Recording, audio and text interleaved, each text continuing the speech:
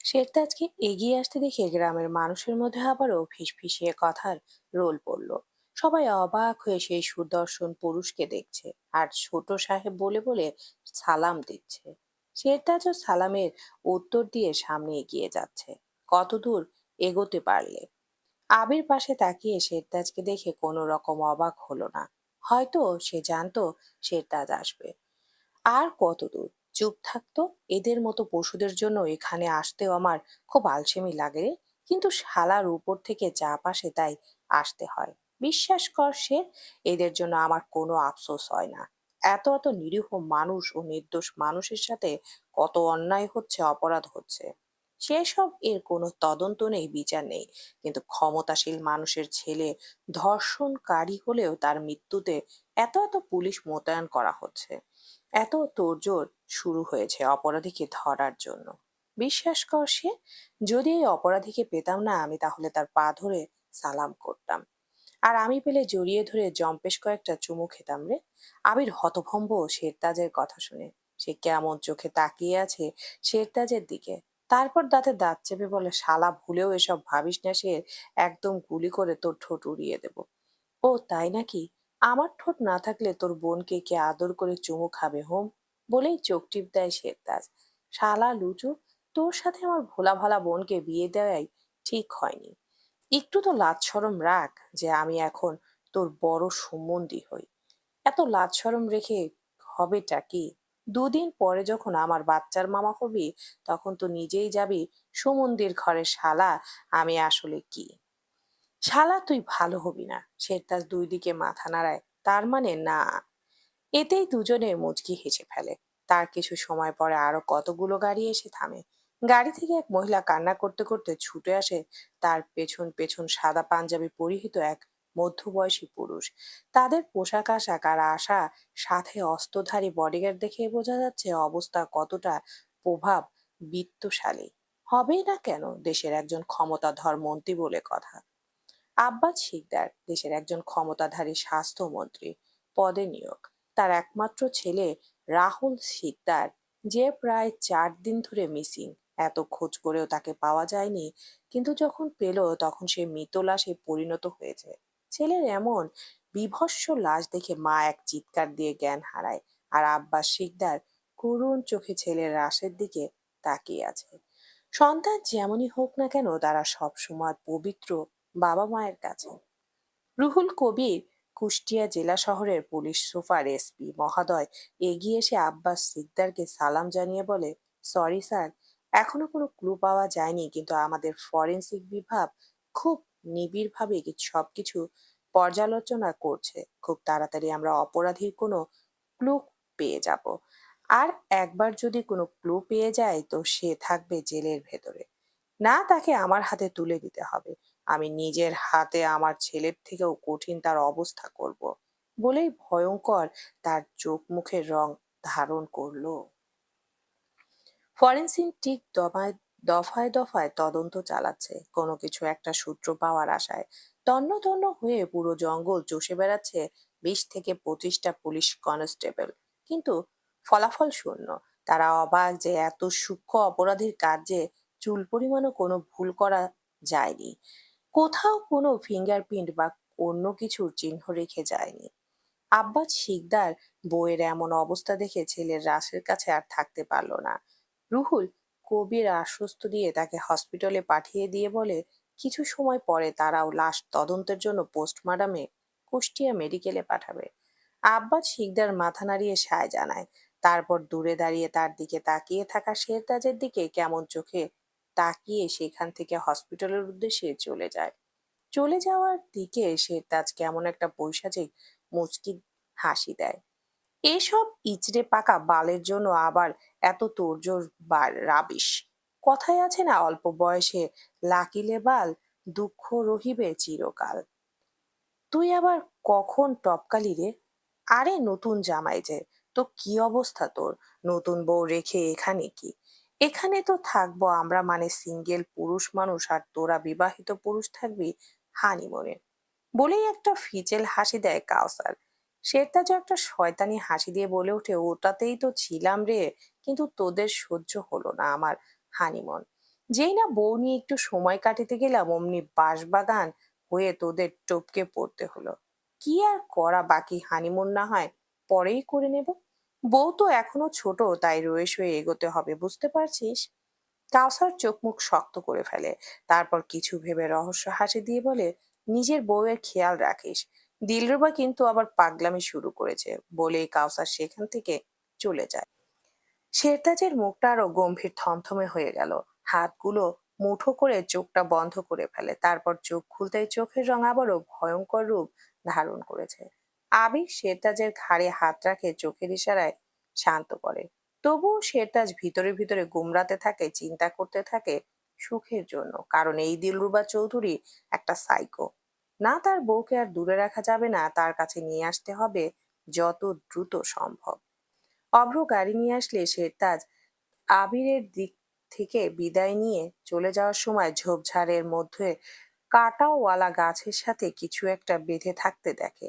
শেরতাজের বাজ পাখির মতো শিকারী চোখ, তারপর চারদিকে সতর্ক চোখ বুলিয়ে সেই জিনিসটা নিজের হাতের মুঠোয় নিয়ে প্যান্টের পকেটে পুরে সেখান থেকে অফিসের উদ্দেশ্যে চলে যায়। কারণ অফিসে কিছু ঝামেলা হয়েছে, কর্মচারীরা ধর্মঘট ডেকেছে, কোম্পানির বিরুদ্ধে তাদের অভিযোগ স্বল্প বেতনের। শেরতাজ যখন অফিস গেট দিয়ে ভেতরে ঢুকে তখন অফিসের সামনে কর্মচারীদের ভিড় দেখে বিষয়টা আরো ভালো করে পর্যালোচনা করে নেয় এবং মুচকি একটা হাসি দিয়ে গম্ভীর আর দাম্ভিক একটা রেখা টেনে গাড়ি থেকে বের হয়। তাকে বের হতে দেখে সবাই হইচই করতে শুরু করে। শেরতাজ একটা হাত উঁচু করতেই সবাই শান্ত হয়ে যায়। তাকে আসতে দেখে শাহজাহান মালতি, রবিউল মালতি একটু হাঁপ ছেড়ে বাঁচে। আর রাহাত একটা চেয়ারে বসে ফোন গুতাতে ব্যস্ত। তার এসব কিছুই ভুরুক্ষেপ নেই, সে আছে নিজের জগতে।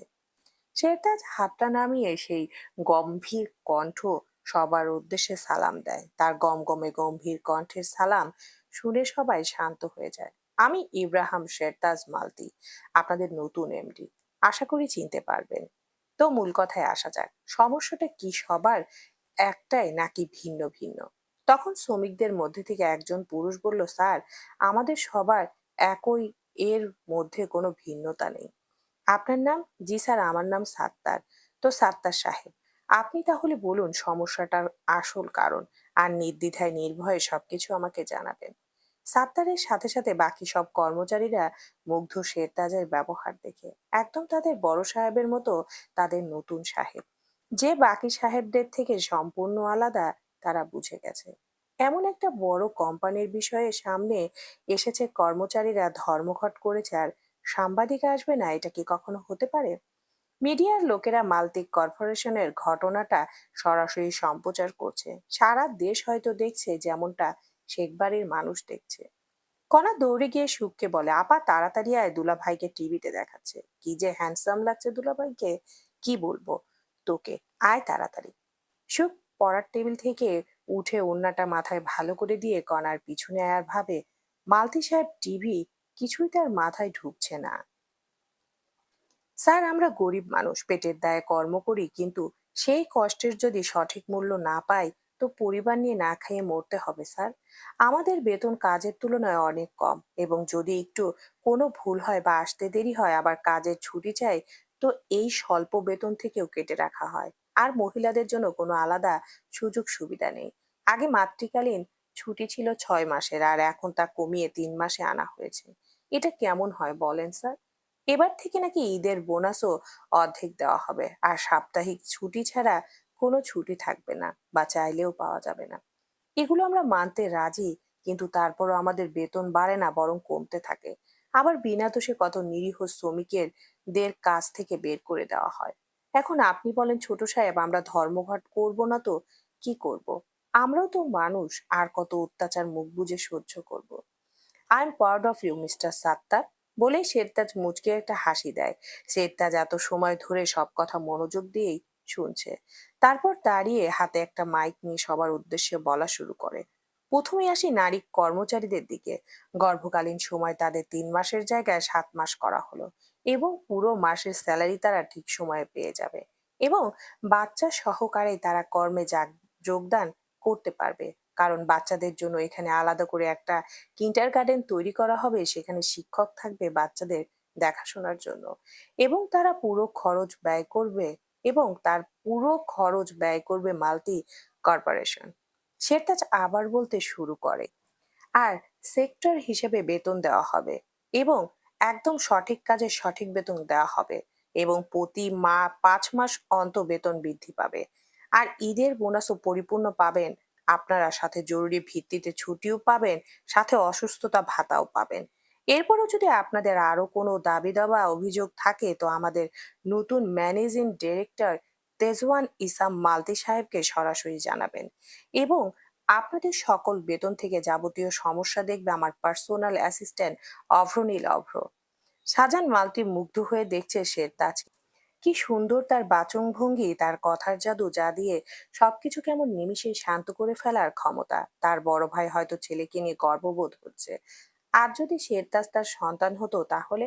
ঠিক তখন শেরতাজ ঘুরে শাহজাহান মালতির দিকে তাকায়, আর তখনই নীল একজোড়া চোখের সাথে চোখ মিলে যায় তার, আর ভেতরটা ধক করে ওঠে, ঠিক যেন পুরাতন কোনো স্মৃতির ঘা তাজা হয়ে উঠেছে। দেখেও তো শিখতে পারিস হতচ্ছাড়া একটা। বাবার এমন কথা শুনে রাহাত গম গম স্বরে বলে ওঠে, এসব ছোট লোকদের সাথে আমি কখনো কথা বলবো? আপনি ভাবলেন কি করে আব্বা? আমি হলে এত সময় শেরতাজের মতো বাচ্চাকে ভুলানোর মতো ফিডার খাওয়াতাম না, সোজা লাঠি পিটা করতাম। এসব ছোট লোক ভালো কথার জাত না, এরা কুকুরের জাত, যা মুগুর ছাড়া সোজা হয় না। সোজা তো হলোই। আর যাদের কুকুর বলছিস, তাদের শ্রমে আয় করা টাকায় নিজের মতো নর্দমার কীটের শরীর তৈরি করেছিস। শেরতাজের কথায় রাহাত রাগে ফুঁসে ওঠে, কিছু বলতে যাবে, তখনই শাহজাহান মালতি তাকে বের হয়ে যেতে বলে। রাহাত রাগে বের হতে যেতে যেতে বলে, পাখা গজিয়েছে না, উড়তে থাক, আমি যখন ধরবো না তখন তোর বাড়ন্ত পাখনা ভেঙে দেব। শেরতাজ তো রাহাতের থেকে একটু লম্বা, তাই রাহাতের কানের কাছে ঝুঁকে একটু কণ্ঠটা নিচু করে বলে ওঠে, তুই আমার বাল ছিঁড়ে বোঝা বাঁধিস।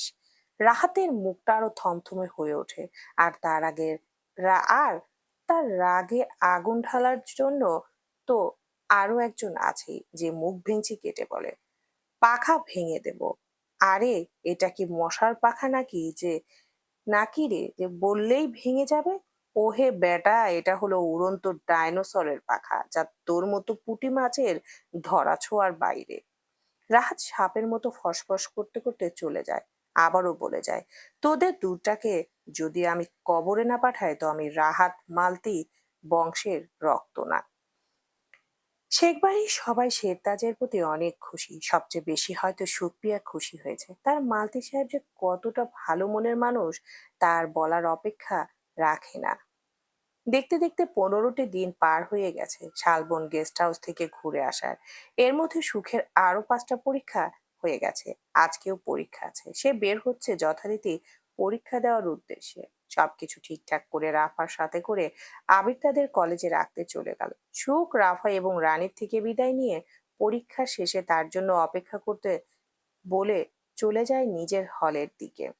ঠিক তখনই ঠিক তখনই পেছন থেকে কেউ একজন ডেকে উঠে, এই মেয়ে দাঁড়াও।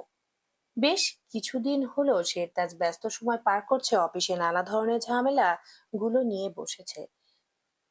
অনেকগুলো ডিল আটকে আছে, সেগুলো অ্যাপ্রুভ করছে শ্রমিক, ও ঠান্ডা হয়ে নিজেদের কাজে ফিরেছে। এখন মাল্টি কর্পোরেশন পুরোদমে সচল, এবং তাদের পণ্যের চাহিদা অনেক গুণ বেড়েছে। সব ছটপট করছে। আজ প্রায় 15-20 দিন হলো ভালো করে দেখা হয় না শেরতাজের সাথে। যেদিন সুখের পরীক্ষা থাকে সেদিন সেদিন শুধু দেখা হয়, তাও বেশি সময়ের জন্য না। টুকটাক কথা বলে অভ্রকে সাথে দিয়ে বাড়ি পাঠিয়ে দেয় তাকে। দূর ছায় ভালো লাগে না, কতদিন হলো মালতি সাহেবের সাথে দেখা হয় না, কথাও হচ্ছে না। এই ছায়ের পরীক্ষা কবে শেষ হবে, আর আমি মালতি সাহেবের কাছে যাব কবে? সুখ মনে মনে কথাগুলো বলছে আর ভাবছে কি করে মালতি সাহেবের সাথে দেখা করা যায়। তখন তার মাথায় একটা বুদ্ধি আসে, সে খুশিতে লাফিয়ে ওঠে, আরে বা, আগে কেন আসলো না এই কথাটা মনে? বলে অভ্র ভাইয়া নামে সেভ করা নাম্বারে ফোন দিয়ে কথা বলে শেষ করে ফোনটা রেখে সুখ রান্নাঘরের দিকে হাঁটা ধরলো। শেরতাজ তার অফিস রুমে বসে কাজ করছে, ঠিক তখনই দরজায় নক না করে একটি মেয়ে শেরতাজের কেবিনে প্রবেশ করে। আধুনিকতার মোড়ানো কৃত্রিম তার সৌন্দর্য। শেরতাজ শুধু একবার চোখ তুলে সামনে তাকায়, তারপর চোখ ফিরিয়ে নিয়ে বলে, have a seat miss Dilruba. Dilruba শেরতাজের এমন বিহেভিয়ার রেগে যায়, মুখটা থমথমে হয়ে যায়। এত কষ্ট করে 3 ঘন্টা লাগিয়ে রেডি হয়েছে শুধুমাত্র শেরতাজের জন্য, কিন্তু সেই তার দিকে তাকিয়েও দেখলো না। সে গিয়ে শেরতাজের সামনে চেয়ারে বসে বলে ওঠে, অভিনন্দন মিস্টার আব্রাহাম, শুনলাম বিয়ে করেছেন, তো বিবাহিত জীবন কেমন কাটছে আপনার? নিশ্চিত গ্রামের ভূত নিয়ে ভালোই কাটছে আপনার জীবন।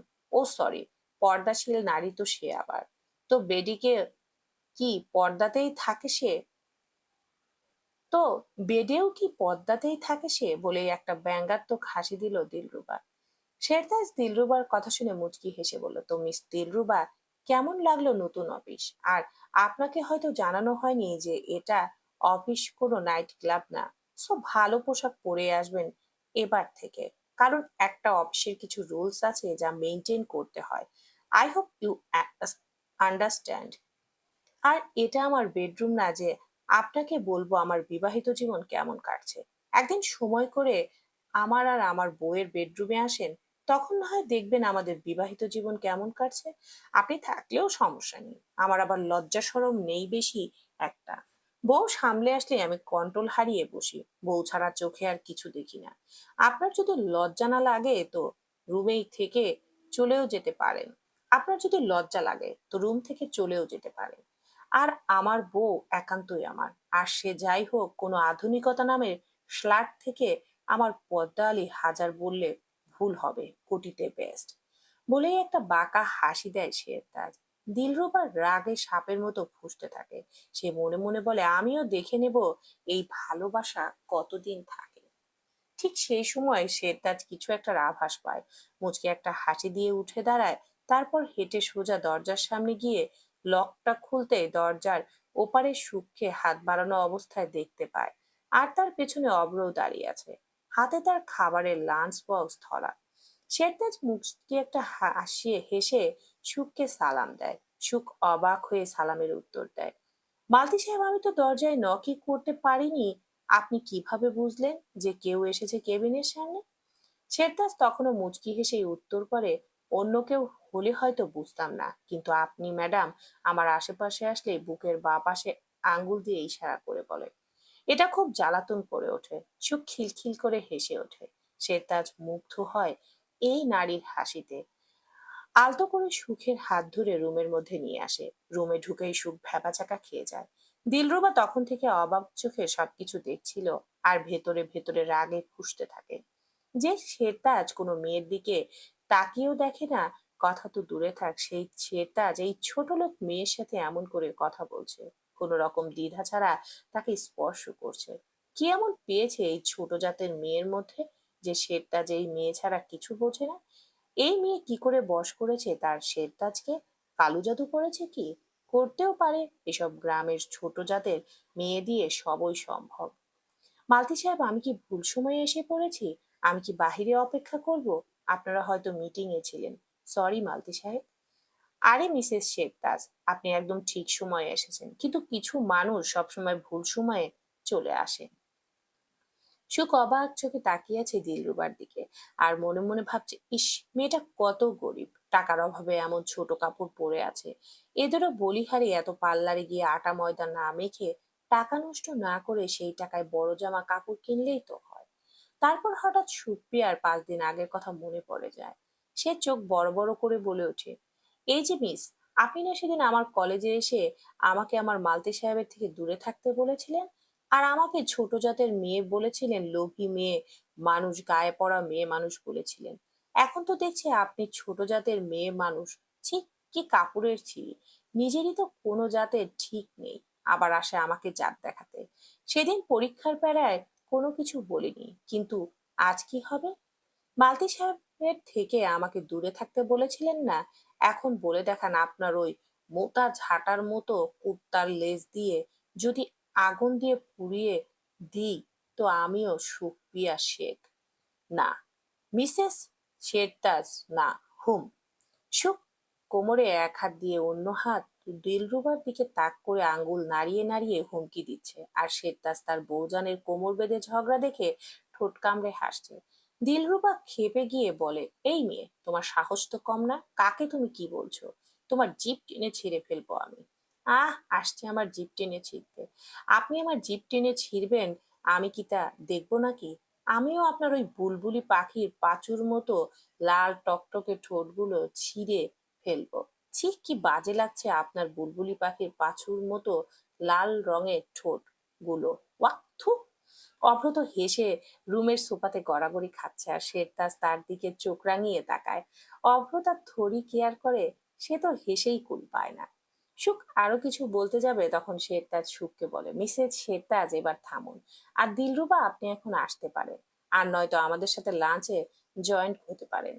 দিলরুবা তো অপমানের রাগে সাপের মতো ফুঁসতে থাকে। সে কিছু বলবে তার আগে অভ্র বলে ওঠে, কি যে বলো না ভাই, এগুলো তো মানুষের খাবার, কোনো কালনাগিনীর না। আর এই কালনাগিনী তো ক্লাবের লাল নীল দুধ খায়, যা এখন নেই এখানে। তো সরি কালনাগিনী আপা, বলেন। মুখটা কেমন দুখুনি করে ফেলে Abhra. You shut up idiot. Miss Dilruba, behave yourself. Abraham, তুমি আমাকে বলছো চুপ করতে, তারা যে সবাই মিলে আমাকে, এই দিলরুবা চৌধুরীকে এত কথা বলছে, আর এই ছোট লোক মেয়েটা আমাকে অপমান করছে, তাদের তো কিছু বললে না? She is my wife, call me Mrs Shertaj, okay? আর কখনো যদি ফালতু কোনো কিছু আমার মিসেসের সম্পর্কে বলেন, তো ভুলে যাব আপনি কে। দাঁতে দাঁত চিপে ভয়ঙ্কর গম্ভীর কণ্ঠে শেরতাজ কথাগুলো বলে থামে। দিলরুবা একটু এগিয়ে শেরতাজের দিকে যেতে লাগে, ঠিক তখনই তার সামনে সুখ বাধা হয়ে বলে, দূরে দাঁড়িয়ে কথা বলুন মিস দিলরুবা। আর সরি ফর মাই বিহেভ। আমি আপনাকে আগে অপমান করতে আসিনি। আপনি কোনো কিছু না জেনে আমাকে, আমার পরিবারকে ছোট করেছেন, যা আমি কোনো কোনো কোনো মানুষই মেনে যা আমি কেন কোনো মানুষই মেনে নিতে পারবে না। তাই এতগুলো কথা আপনাকে বলে ফেলেছি, তাই আবারও সরি। দিলরুবা তাতে দাঁত চেপে আঙ্গুল উঁচিয়ে বলে, তোমাকে দেখে নিব মেয়ে। বলেই হনহনিয়ে চলে যেতে লাগলে সুখ পেছন থেকে বলে ওঠে, কবে দেখবেন মিস দিলরুবা, বলে যান। আমিও শাড়ি পরে রেডি হয়ে বসে থাকবো আপনার জন্য। শেরতাজ তার বউয়ের এমন রূপ দেখে হতভম্ব। বাবা, তার বউ যান এত কথা জানে, আর এত দুষ্টু, সে তো ভাবতেই পারছে না। আর তার বউ পায়ে পা দিয়ে ঝগড়াও করতে পারে। কে জানে তার বউ আর কি কি করতে পারে। পেছন থেকে অভ্র জোরে জোরে বলে ওঠে, টাটা মিস কালদাগিনি, সি ইউ নট সুন। কারণ আপনাকে দেখলে সেই রাতে ভয়ে আমার ঘুম আসে না।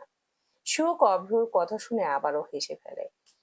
আর সুপ্রিয়া, আপনি কেন আগে বলেননি মিস দিলরুবা আপনাকে কলেজে গিয়ে অপমান করেছে? গমগমে আওয়াজে সুখ একটু ভয় পায়। সেই ইচ্ছা করে শেরতাজকে কিছু বলেনি, যদি কোনো ঝামেলা হয় তাই। সুখ মুখটা ছোট করে অপরাধীর মতো বলে ওঠে, সরি মালতি সাহেব, এমন আর হবে না। মনে থাকে যেন কথাটা মিসেস শেরতাজ, এমন ভুল যেন আর না হয়। ছোট থেকে ছোট কথাও আমাকে জানাবেন মিসেস শেরতাজ। আমি সবসময় আছি আপনার সব কথা শোনার জন্য। মালতী সাহেব, আরো একটা কথা। শেরতাজ সুখের দিকে তাকিয়েছে, কি বলবে শোনার জন্য। সুখ একটু ভয়ে মুখটা কেমন করে বলে ওঠে, কিছুদিন হলো কাউসার নামের এক পুরুষ প্রতিদিন পরীক্ষার হলে যাওয়ার আগে আমাকে পথে দাঁড় করিয়ে কথা বলে। আমি তো তাকে চিনি না, আর আমাকে তেমন কিছু বলতেও দেয় না। সে যেমন একাই আসে, আবার একাই বক বক করে চলে যায়। সুখের মুখে কাউসারের নাম শুনে বুঝতে আর চিনতে বাকি নেই এটাকে। শেরতাজের চোখ মুখের রং তখন অন্যরকম রং ধারণ করেছে। হাতের মুঠো শক্ত হয়ে উঠেছে, চোয়াল শক্ত করে মনে মনে কাউসারকে একটা ভয়ঙ্কর গালি দিয়ে বলে, জানোয়ারের বাচ্চার মরার খুব শখ উঠছে না? শখ কি করে মিটাতে হয়, তাই আব্রাহাম শেরতাজ মালতি ভালো করেই জানে। ভুল জায়গায় আবারও তুই চলে এসেছিস, কিন্তু বেঁচে আর ফিরতে পারবি না এবার। সুখ কাঁদো কাঁদো মুখ করে বলে, আমি কিছু বুঝতে পারিনি মালতী সাহেব, বিশ্বাস করুন। আমি বুঝতে পারিনি, আর আপনার সাথে তো এই কদিন তেমন কথাও হয়নি, তাই বলতে ভুলে গেছি। হুম, ঠিক আছে, আমি সব সামলে নিব ম্যাডাম। আপনি শুধু কোনো কিছু লুকিয়ে রাখবেন না আমার থেকে। আর ওকে? জি, মনে থাকবে মালতী সাহেব। শেরতাজ অভ্রর দিকে তাকায়। অভ্র তাকে ইশারায় শান্ত থাকতে বলে, কারণ সুপ্রিয়া আছে, পরে দেখে নেওয়া যাবে ওই পশুকে। এই, তখন আমাকে না বলে বের হয়ে এই এই জন্যই গেছিলি? তোরা দুজন মিলে আমার পিঠ পিছে আর কি কি করে বেড়াস, হ্যাঁ? হারামজাদা। তো তুই আগে থেকে এখন আমার ছোট বোনটাকেও তোর মতো বানাচ্ছিস। অভ্র ভদ্র বাচ্চার মতো দাঁড়িয়ে আছে, আর মনে মনে বলছে, তোমার ছোট বউ। তোমার বউ ছোট। একটু আগেই তো দেখলে তোমার ছোট বউয়ের কেলমা, ছোট পটকা বড় ধামাকা। মালতী সাহেব, ওনার কোনো দোষ নেই। আমি জ্বর করে এসেছি, আমাকে এখানে আনার জন্য আপাও এসেছে, ওয়েটিং রুমে আছে। পানপিয়াও এসেছে, তো বাহিরে কেন উনি? সাথে নিয়ে আসেননি? এই অব্র, যা ওনাকে নিয়ে আয়। না ভাই, আমিই যাচ্ছি আমার নীলপরীর কাছে বলেই অব্র চলে যেতে থাকে। তখন শেরতাজ বলে, না খেয়ে কোথায় যাচ্ছিস? তোমার বউজানের খাবার তুমিই খাও। আমি আর আমার নীলপরী রানা খাবার খাবো বলে একটা ভেঙচি কেটে অব্র চলে যায়। কিন্তু শেরতাজের কানে কানে বলে যায়, এখানে আবার বাসর করতে শুরু করো না, আবার সিসি ক্যামেরা আছে, পুরো সিনেমা দেখে ফেলবে সবাই। শেরতাজ দাঁত খিটমিট করে বলে ওঠে, হারাম জাদা, যাবি তুই, ইডিয়েট একটা। অব্র হাসতে হাসতে চলে যায়। কি এত কথা বলছিলেন দুজন এমন চুপি চুপি? সন্দেহ চোখে তাকিয়ে আছে সুখ। শেরতাজ একটা মুচকি হেসে বলে, তেমন কিছু না ম্যাডাম। তারপর সোফায় বসে সুখকেও তার কোলের উপর টেনে বসায়, নেকাবটা খুলে দেয়। তারপর চোখের পলক না ফেলে সুখের দিকে তাকিয়ে থাকে। পকেট থেকে একটা রুমাল বের করে সুখের মুখটা মুছে দেয়। কারণ সুখের নাক আর ঠোঁটের উপর হালকা ঘাম ঘেমে গেছে এত সময় ঝগড়া করতে করতে। সুখের ঠোঁটের উপর আঙ্গুলটা দিয়ে স্লাইড করতে করতে শেরতাজ ঘোর লাগা কণ্ঠে বলে ওঠে, এসেই যখন পড়েছেন তখন একটু আদর ভালোবাসা খাইয়ে যান বউজান। অনেকদিন আপনাকে কাছে পাই না, আমি ভীষণ ক্ষুধার্ত বউজান। সুখ হতভম্ব হয়ে গেছে শেরতাজের কথা শুনে। মালতী সাহেব, আপনি একটা ঠোঁটকাটা বেডা মানুষ, সবসময় শুধু আমাকে লজ্জা দেন। এখন ভালোবাসা খাওয়ার সময় না, এখন খাবার খাওয়ার সময়। এখন ওঠেন, খেয়ে নিবেন, চলেন, আমারও খিদে পেয়েছে তো। শেরতাজ সুখের কানের কাছে ফিসফিসিয়ে বলে, খাওয়ার খাওয়া শেষ হলে ভালোবাসা খাওয়াবেন, কথা দেন ম্যাডাম। ওই ভালোবাসা না খাওয়ালে আমি এই খাবার খাবো না বউজান। সুখের ঠোঁটের দিকে তাকিয়ে কথাগুলো বলে শেরতাজ। তারপর আরো কিছু বলার আগে সুখ শেরতাজের মুখটা চেপে ধরে বলে, অসভ্য পুরুষ, চুপ করুন প্লিজ। শেরতাজ হেসে ফেলে, আর সুখ লজ্জায় লাল নীল বেগুনি হতে থাকে। সুখ বোরখাটাও খুলে একপাশে রাখে। আজ সে সবুজ রঙের সুতার একটা শাড়ি পরেছে। তা কোমরে তার আঁচলটা গোজা, বড় হাতার ছোট গলার কোমর পর্যন্ত সাদা রঙের ব্লাউজ। সাথে সবুজ শাড়িটা ভীষণ মানিয়েছে তাকে। লম্বা লম্বা চুলগুলো বেনি করা, কানের পাশে কপাল জুড়ে ছোট চুলগুলো এলোমেলো হয়ে আছে। শেরতাজ মুগ্ধ হয়ে সুখকে দেখে যাচ্ছে। সুখের এমন সৌন্দর্য দেখে শেরতাজ একটা ঢোক গেলে, তার গলা শুকিয়ে যাচ্ছে। কি মুশকিল, নিজের একান্ত নারীকে দেখলেই তার গলা শুকিয়ে যায় কেন? কেমন নেশা ছাড়া মাতাল হয়ে যায় সে, কোনো মতেই নিজেকে ধরে রাখতে পারে না। এই নারী সামনে নিজেকে দেখলেই শুধু আদর করতে মন চায়, জড়িয়ে ধরে বুকের মধ্যে লুকিয়ে ফেলতে ইচ্ছে করে। এই নারী কি জানে তার মালতী সাহেব কতটা তাকে চায়? এই নারী আর কার কাছে কি যে জানে না, কিন্তু সেই আব্রাহাম শেরতাজের পৃথিবী, তার শান্তি, তার একান্ত শখের নারী, তার আসক্তি। সুখ সব সব খাবার বেড়ে রেখেছে, আর শেরতাজ তার দিকে তাকিয়ে আছে, ঠোঁটের উপর হাত মুঠ করে মুচকি হাসছে। সুখ এক প্লেট খাবার শেরতাজের সামনে বসে তাকে খাইয়ে দিবে বলে, কিন্তু শেরতাজ তাকে অবাক করে দিয়ে খাবারের প্লেটটা নিজের হাতে নিয়ে বলে, আজ আমি খাইয়ে দিই বউজান। সুখ কেমন চোখে শেরতাজের দিকে তাকিয়ে আছে, তার ভেতরের কান্নারা দলা পাকিয়ে উঠে আসতে চাইছে। শেরতাজ সুখকে তার দিকে তাকিয়ে থাকতে দেখে আবারও বলে, কি ম্যাডাম, খাইয়ে দিই আমি? সুখ মুখ দিয়ে আর কোনো কথা বের করতে পারে না, তাই মাথা নাড়িয়ে হ্যাঁ বলে। সুখ শেরতাজের শার্টের হাতা গুজে হাত ধুয়ে দিল। শেরতাজ ভাত মাখিয়ে এক লোকমা সুখপিয়ার দিকে এগিয়ে দেয়। সুখটা মুখে নেয়, আর তার চোখ থেকে ঝরঝর করে পানি পড়তে থাকে। এটা তার কষ্টের কান্না না, এটা একটা মেয়ের সুখের কান্না, যখন সে তার একান্ত পুরুষের কাছে না চাইতেও সবচেয়ে বেশি গুরুত্ব, ভালোবাসা, আদর, যত্নের কোনো কমতি দেখে না। জানেন মালতী সাহেব, মেয়েরা বিয়ের আগে সুদর্শন ছেলে খোঁজে, কিন্তু বিয়ের পরে একটা দায়িত্বশীল যত্নশীল পুরুষের প্রেমে এমন ভাবে জড়িয়ে যায়, যা এ জনম পরজনম কাটিয়ে দিতে পারে। শেরতাজ খাবারের থালাটা পাশে রেখে সুখের হাত ধরে কাছে টেনে আবারও কোলে বসিয়ে অন্য হাত দিয়ে চোখের পানি মুছে দিয়ে বুকের সাথে জড়িয়ে ধরে। কপালে একটা চুমু খেয়ে চোখের পাতায় একটা চুমু দিয়ে, তারপর সুখের ঠোঁটে আলতো করে একটা চুমু দিয়ে বলে, তাই বুঝি, তো আমার বউজানের কেমন পুরুষ পছন্দ? সুখ তখন শেরতাজের নীল চোখের দিকে তাকিয়ে গালে একটা হাত রেখে বলে ওঠে, আমার শুধু নীল চোখের গম্ভীর কণ্ঠের মালতি সাহেবকে পছন্দ। শেরতাজ বউয়ের তার বউয়ের কথা শুনে ঠোঁট কামড়ে একটা মুচকি হাসি দেয়। শুকো চোখ সরিয়ে ফেলে লজ্জা পেয়ে। চলবে ইনশাআল্লাহ।